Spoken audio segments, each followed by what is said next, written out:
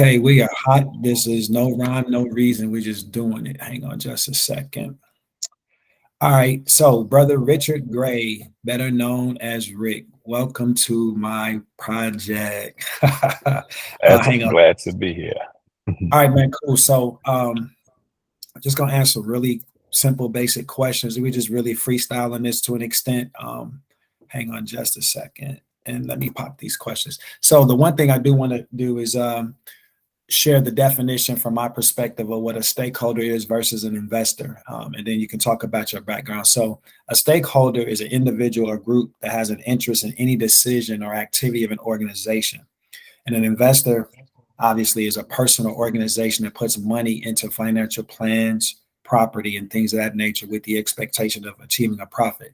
So as you know, for probably the last 20 years, my product has always been human capital. So I kind of call it the human capital profit model, which kind of creates a stakeholder space and an investor space. It's kind of like a hybrid space. So that's kind of my thought process. And I know that's your experience in general with me. So what I'd like to do is ask you to take 30 to 45 seconds and give us a good old fashioned elevator pitch introduction of yourself. Yep. So yeah, I mean, I'm Richard Gray. I go by Rick. I'm an entrepreneur, but the thing that I focus on the most is just the management of professional athletes, both current and retired athletes, and it's really helping them find their purpose and vision beyond the court. I utilize the court as a launching pad for them to go into their communities and do exactly what this interview is all about. They can become stakeholders in areas of interest, or, with the money that they've been able to, gain throughout their professional careers, they can actually invest in these spaces. But the goal is to uplift and amplify their communities. And I'm a shepherd of that with my clients. Okay, cool.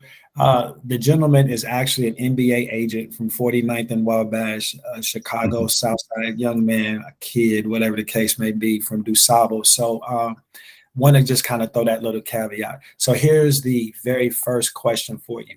What will the Rock the Boat project accomplish for the South Side of Chicago and for the entire city? Yeah, I mean, the Rock the Boat project is literally something that, we've been witnessing in progress, since I was at DuSable, on 49th and Wabash, starting with programs similar to the Phoenix program, right? It's literally being able to go into these communities and, uplift, empower, and change. Like those are the things that, we've been, stewards of, or, trying to put ourselves in position to do, even starting with Mike. And, this program, in particular, without going too, far into detail, without answering all of your questions, I feel like that's the goal. Like that's what can get accomplished here. Okay, terrific. Now here's a really cool one. And you can speak to this from your experience and also from a personal experience and from a professional space. Mhm. Define or identify one takeaway that a young person would get from this Rock the Boat project. Something that they would take away. And I mean, I guess I can just put myself in my, in my own shoes. I got a chance again to see it, on the front lines, as a young man coming up, and you actually learn the things that you need to actually go out and grasp once you go out into this world, and find out ways that you can actually bring it back, to the community through programs like the Rock the Boat program, right? Like, but for, and I don't want to make this about the Phoenix program, right? But I understood where we sat, in society, when I was 16 years old. And, those first conversations, I didn't get it, but then eventually I did, before I actually went out into this world and fell on my face a million times, and actually, had an opportunity to tie back to those, early lessons that, we were given at that time. And then now, as I've, been able to go out and accomplish some things, I see myself in that exact same position,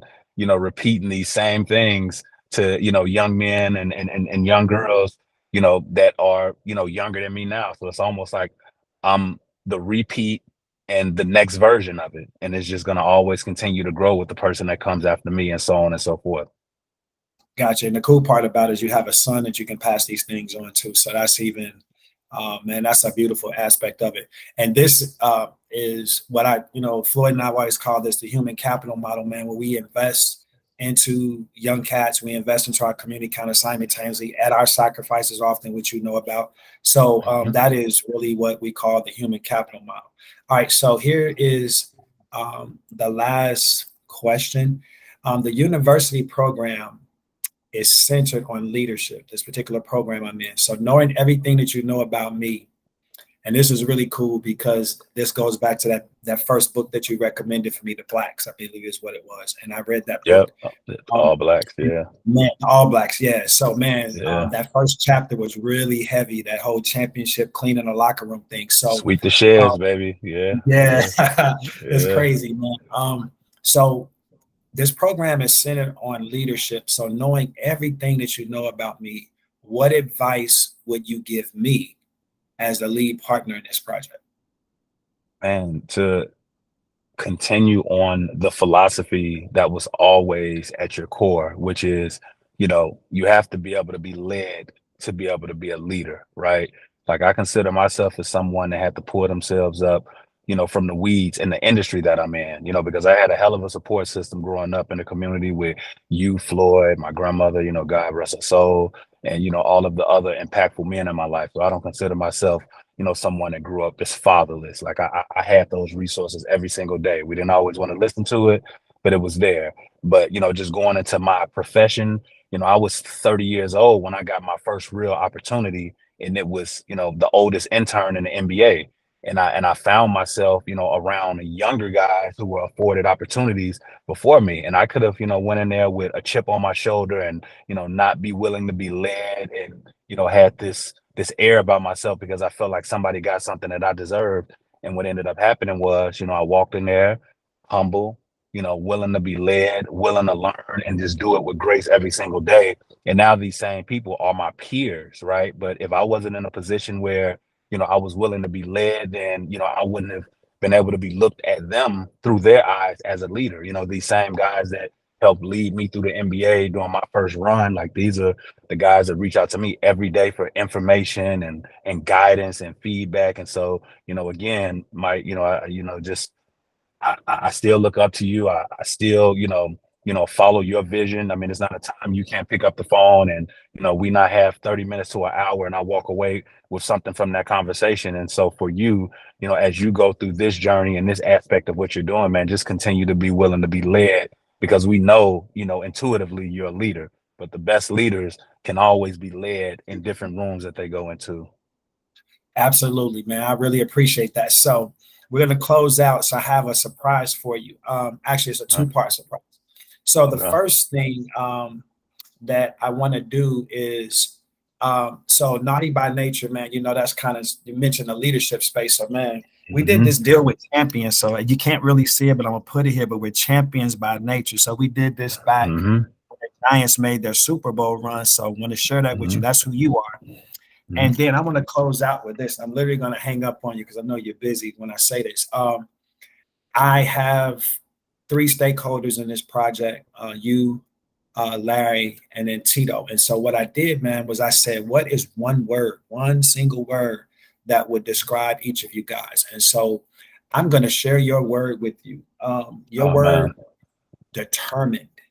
You are probably the most determined cat that I've met in this whole process, man, from 16 to now.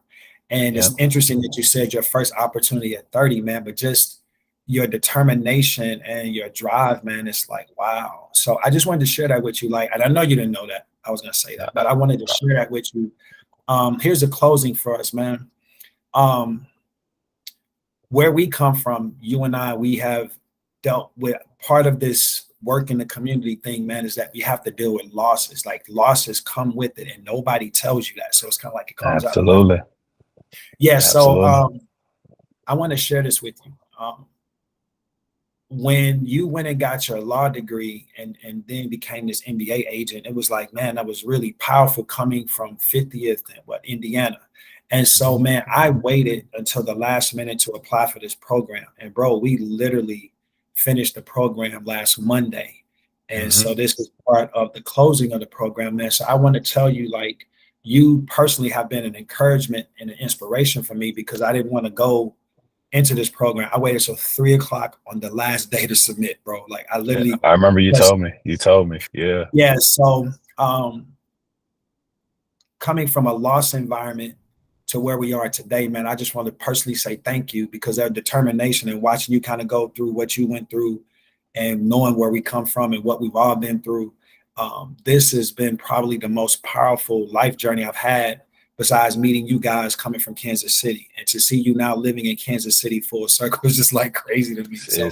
It's crazy. And then if I can give something with the recording still going, so this is documented forever, man. This is something that I learned from KG, right? You know, I'm his business manager now, and I know when he sits down and, you know, he gets questioned all the time about, you know, who do you give the credit to? You know, who do you look at as, you know, a major, you know, contributor to who you are and your success, man? You know, KG was in South Carolina. He always played a high level of basketball. He's always been around, you know, elite people and powerful people, but he always goes back to Wolf Nelson, because Wolf, you know, caught him in a place where, you know, he was almost like he was at a fork in the road. He was literally at a fork in the road with all of his talent and ability that he had. And he could say his mom, he could say, you know, all of these people from Nike who, you know, no, he always goes back to Wolf, because he knew Wolf was the difference between going right and going left, and the outcome being completely different. And so, you know, I go all the way back to, and I didn't get it right the first time. I was getting ready to go to Chicago State, and you pulled me in the office and you had a brochure from Park University. I will never forget this. And you telling me, man, I know you want to go to Chicago State. You know, I know you want to be around all your friends. It's a Division I school, but maybe getting out of here can be something that can shift your mind and put you in a different place. And I didn't understand that then.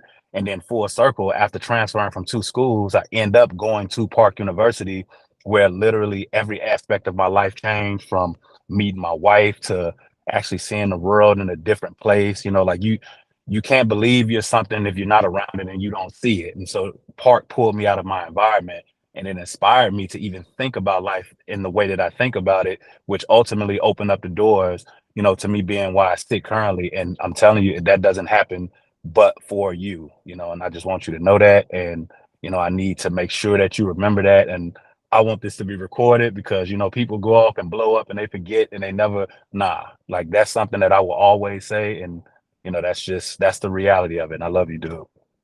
Man, wow, bro. I love you too. And you know, I'm gonna say, man, you guys, the Wabash Clique, bro, like y'all do this to me all the time. It's like, it's so crazy. I just saw Aaron a couple weeks ago. He's like, man, Yeah. he won't, kind of thing. We're just having some cigars. But man, I'm telling you, we're recording this. I have to put it on YouTube. Man, the legacy thing, bro. I just learned in the last year and a half in this program what legacy means. And Yep.